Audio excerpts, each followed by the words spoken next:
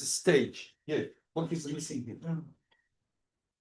Okay, this moves. Okay, this is the first APN meeting was you read 94, 21 years ago in Israel. Yeah, you can read the people here. I think San Kwok was there, and I was there, but I don't know if anybody else here was there. Okay. It was there. Okay. Sorry, I didn't. I have the book. Okay, so 4 people, very nice.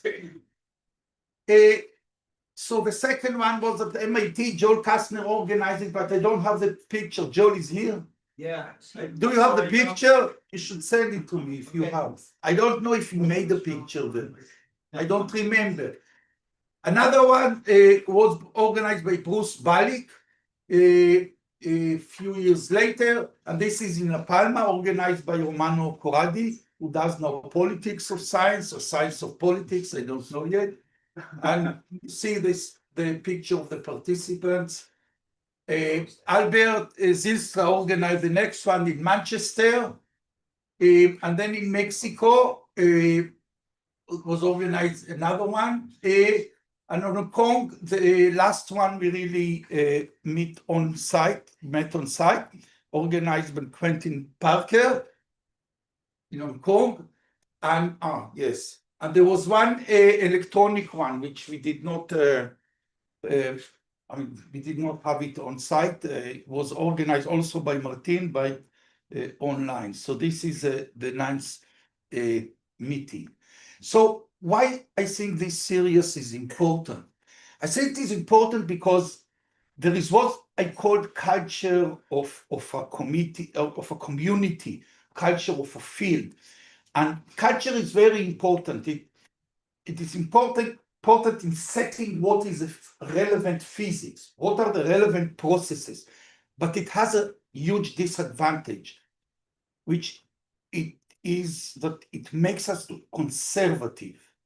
We don't really use other terms from other fields in astrophysics. For example, in the planetary nebula community, if you go 30 years ago, or even more, let's say 30 years ago, it was considered a single star field. It was very hard to convince the entire community. Some always talked about binary, like Howard Bond. He found binaries, but he referred only to those he found. So whenever I came 20-something years ago, say all of them are shaped by binaries, said, yeah, but Howard Bond finds only 15%. Okay, but you need to go beyond this culture of single star. You need to go to binary star. And I think the important point of this series of meetings is that it changed the culture, or changed the paradigm from single star only to binary star or triple star evolution, in addition to single star physics. And this is very important because this culture of community makes us very conservative, and we should be aware of that. So what do I show you here? I show you in the upper one a planetary nebula, okay? The same one, and you can see the jet. I don't know if you can see. You see this one with the jets going in that direction. Now we are in our culture, we are used to jets. It took us time to be actually used to jets. In the past, people explained shaping, most people, by binary. After we convinced, okay, there's a binary or rotation, we eject mass in the equatorial plane, and the fast twin is forced to go to the polar direction. It took us several years, of many years, to convince the community, no, these are really jets that you see, like you see active galactic nuclei in young stellar objects. Now, in young stellar objects and active galactic nuclei, they were forced to talk about jets because they saw the jet. We, in most cases, do not see the jets. So Mark Morris already discussed it in '87. I came a few years later with jet, and also with Margot. Even in '97, Raghavendra Sahai, who is here, put his beautiful images. Look, these are jets. This is what I see. This, you don't need any equation. This is what I see, close the field, okay?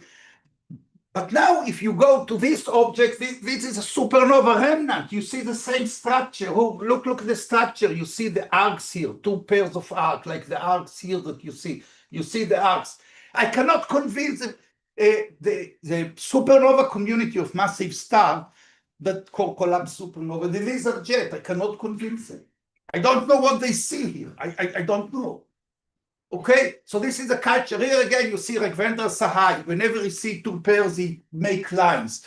Okay, and it is justified. Okay, and here you see a supernova remnant.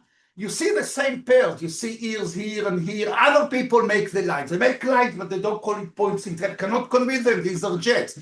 The same here. Look, this is supernova 87A. Look at the two bubbles. One elongated, one is closed, one is open. Look at our planetary nebulae. One is closed, one is open, one is closed, one is open. This is an active galactic nuclei, the same structure. One is closed, one is open.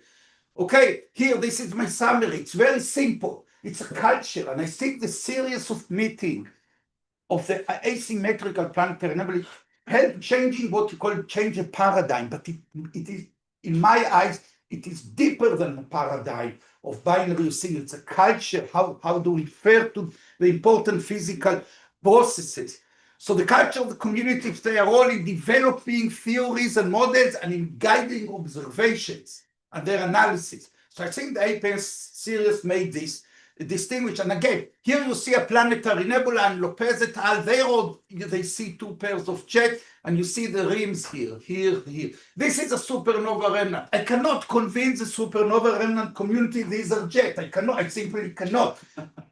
This is an active galactic nuclei. They know these are jets because they see the jets. Okay, so they see the rims here. I don't know what to do with this community of supernova remnant. I call you. Join me. If you find something similar to supernova remnant, help me. Thank you very much.